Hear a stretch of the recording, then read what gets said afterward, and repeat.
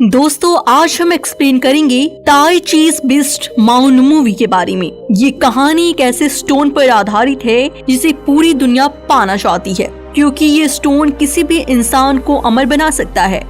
मगर किसी भी इंसान को इस स्टोन के आसपास जाना मतलब अपनी मौत को गले लगाना है, क्योंकि इस स्टोन की रखवाली एक बेहद अजीब और विशालकाय जानवर करते हैं। आज तक जिस किसी ने भी इस स्टोन को पाने की कोशिश की है वो आज तक कभी भी अपने घर वापस नहीं लौटा। क्या है इस पत्थर की राज और कैसे एक आदमी अपनी जान दांव पे लगाकर इस तक पहुंचता है, सब कुछ बताएंगे, इसीलिए वीडियो लास्ट तक जरूर देखिएगा। और अगर आपको हमारे द्वारा किया गया एक्सप्लेनेशन वीडियो अच्छा लगता हो तो चैनल को सब्सक्राइब जरूर कीजिए। तो चलिए बिना देरी किए हुए कहानी की शुरुआत करते हैं। तो कहानी की शुरुआत होती है और हम ताइची और उनकी वाइफ चैन को देखते हैं, जिन्हें स्टोन के बारे में सब कुछ पता था।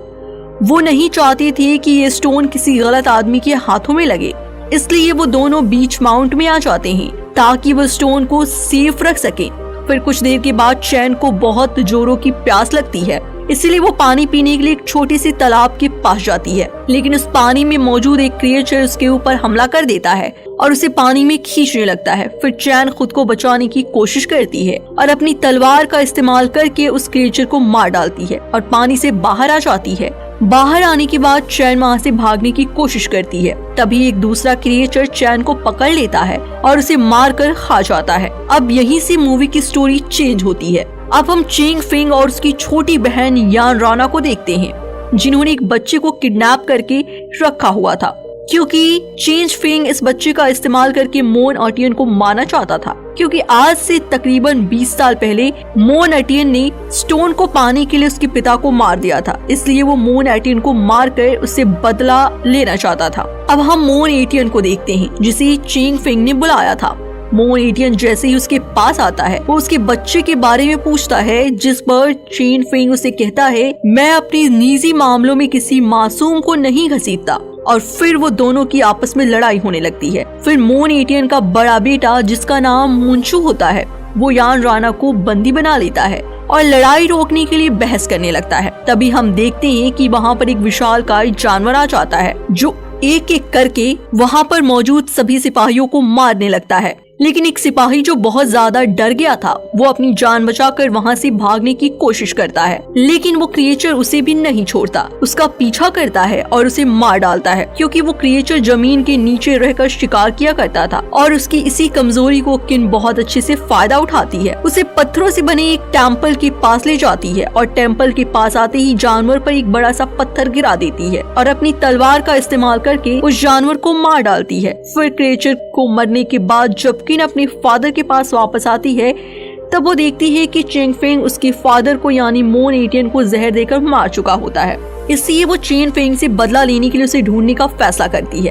और हम चेन फेंग और उसकी बहन याना रन को देखते हैं, जो एक जगह पर बैठकर आपस में बातें कर रहे होते हैं। लेकिन तभी वहाँ पर एक आदमी आ जाता है। चेन फेंग को लगता है कि वो आदमी उसे मारने आया है, इसलिए वो उसे आदमी पर हमला कर देता है। लेकिन जब वो आदमी अपने चेहरे से मास्क हटाता है, तब उसे पता चलता है कि ये आदमी कोई और नहीं बल्कि उसका चाचा है, जिसका नाम किंजी है। उसके चाचा ने चेंग फेंग को एक मैप देता है और उसे कहता है कि मरने से पहले ये मैप तुम्हारे पिताजी तुम्हें अपने हाथों से देना चाहते थे, मगर उनके पास ज्यादा समय नहीं रहने के कारण ये काम मुझे सौंप दिया था। वो चाहते थे कि तुम ताइची स्टोन को दोबारा से ढूंढो और अपना राज्य स्थापित करो। इतना बोलकर किंजी उन्हें जमीन के नीचे बनी एक गुफा के अंदर ले जाता है और मैप को पढ़ने की कोशिश करता है। लेकिन उसी समय वहाँ पर मोन कीन आ जाती है और वो उन लोगों पर हमला कर देती है और तेज फेंग से एंटीडोट मांगती है ताकि वो अपने फादर को ठीक कर सके। लेकिन तभी हम देखते हैं कि एक स्क्विड जैसा देखने वाला जानवर जमीन फाड़ कर बाहर निकलता है और एक एक करके सभी लोगों को मारना शुरू कर देता है। लेकिन चेंग फेंग देखता है कि जो लोग शांति से खड़े हैं, क्रिएचर उन्हें कुछ नहीं कर रहा, और जो लोग डर के मारे इधर उधर भाग रहे हैं, क्रिएचर उसे बुरी तरह मार रहा है। फिर क्रिएचर की इसी कमजोरी का फायदा उठाता है और उसे बुरी तरह मारता है।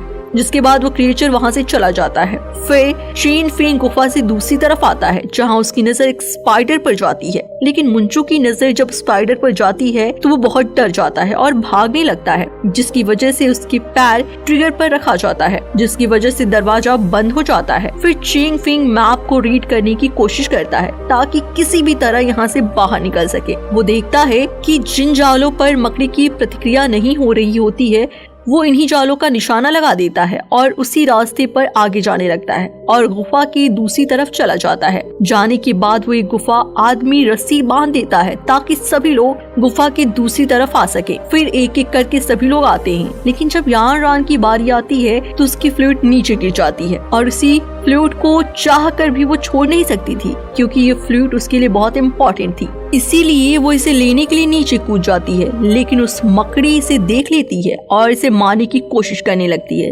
लेकिन चेन फेंग किसी भी तरह उसे बचा लेता है और मकड़ी की एक पैर कट जाती है।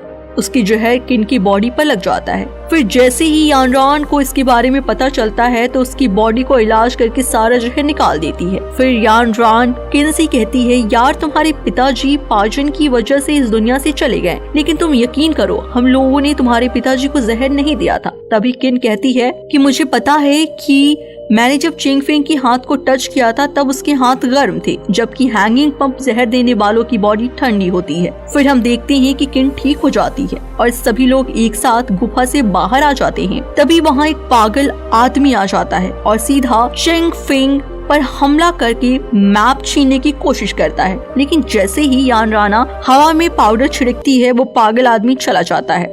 फिर कुछ दूर चलने के बाद ये लोग उस जगह पर पहुंच ही जाते हैं जहां पर रहस्यमय स्टोन को छुपाया गया था, लेकिन ये लोग जैसे ही उस जगह पर पहुंचते हैं तो फिर से वही पागल आदमी दिखाई देता है, जिसे देख सभी लोग हैरान हो जाते हैं और वहां से पागल आदमी को भगाने की कोशिश करने लगते हैं। तभी हम देखते हैं वो पागल आदमी अजीबोगरीब हरकतें करने लगता है, वो जमीन को खोदने लगता है। तभी ऊपर से एक विशाल जानवर नीचे गिरता है और उन सभी लोगों पर हमला करने लगता है, लेकिन यहाँ चेन फेंग हिम्मत नहीं हारता, वो उसे बुरी तरह घायल कर देता है। तभी उसे पता चलता है कि वो चमत्कारी स्टोन कहीं और नहीं बल्कि उस जानवर की पेट में ही है। फिर चेन फेंग उसके पेट से स्टोन को बाहर निकालने ही वाला होता है। जैसे ही उसे पता चलता है कि किंजी ने सबसे पहले जानवर के पेट को फाड़ कर उस स्टोन को निकाल लिया है, तभी चेन फेंग उससे पूछता है कि चाचा आपने मेरे साथ ऐसा क्यों किया, जिसके बाद वो कहता है मैं कबीले का सबसे काबिल स्टूडेंट था, मैं हमेशा से इस स्टोन की रक्षा करना चाहता था,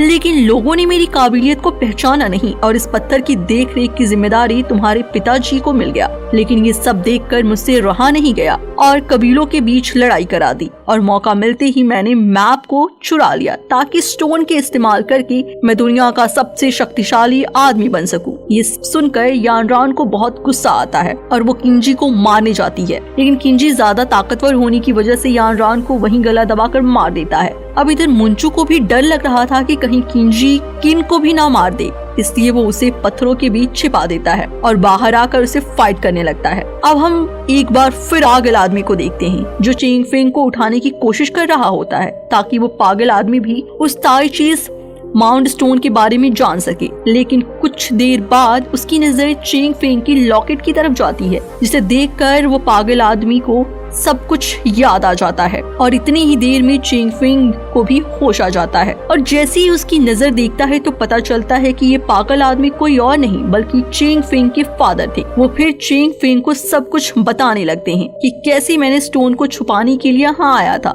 लेकिन वापस नहीं जाने की वजह से पागल हो गया और इसमें तुम्हारी चाचा यानी किंजी का भी हाथ है। जिसे सुनकर चेन फेंग किंजी को बहुत मारता है, जिसके कारण उसे वॉमिटिंग होने लगती है और इसी दौरान उसकी पेट में से वो स्टोन बाहर आ जाता है और फिर उसे चेन फेंग ले लेता है और ये मूवी यहीं पर खत्म हो जाती है। तो फ्रेंड्स, इस मूवी की स्टोरी आपको कैसी लगी हमें कमेंट्स में जरूर बताइएगा। आपकी हर कमेंट्स का हमें इंतजार रहता है और अगर आप ऐसी ही मूवी एक्सप्लेन वीडियो देखना पसंद करते हैं तो हमारे YouTube चैनल डेमो फैक्ट्स को सब्सक्राइब जरूर करें। मिलते हैं अगले वीडियो में, तब तक आप रखिए अपना